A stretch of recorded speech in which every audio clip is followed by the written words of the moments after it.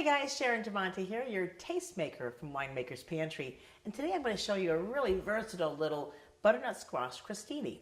It's very delicious and super easy to make. What we're going to do is start with the butternut squash. Now, when you're working with any kind of hard vegetable like this that also rolls, I want you to be very careful because it's really easy to get cut. So cut it down the middle first.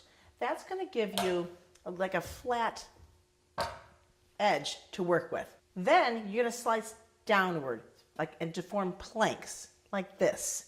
That's going to be easier to work with for you. You're going to take those planks and you're going to cut them into what they call batons. So perfectly sliced little legs there to work with. And then you're going to turn those batons and you're going to cut them into little tiny squares, or the Brunoise cut. So we're going to get about a cup of those together and a quarter cup of some sweet yellow onion. Just regular onion will do. We're going to saute that up in a pan with 1 tablespoon of butter for about 5 to 7 minutes, and along with 2 teaspoons of your Winemaker's Pantry Chardonnay blend.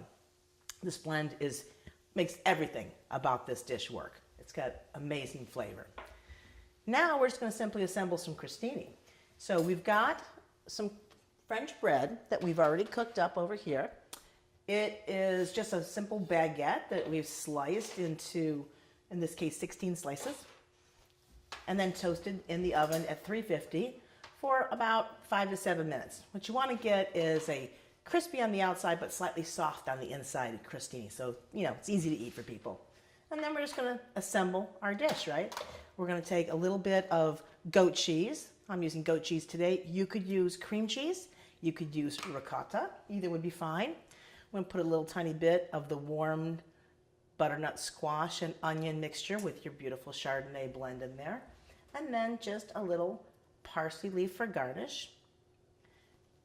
And voila.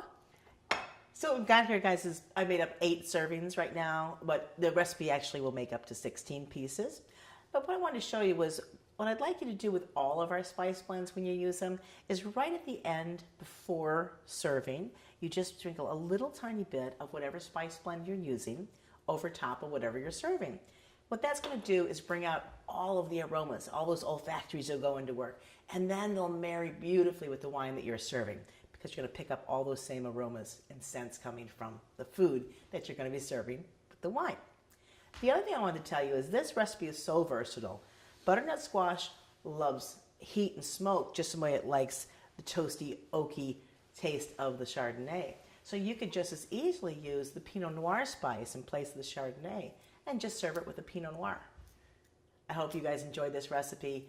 Please let me know how yours came out and visit us on winemakerspantry.com for more great recipes and tips.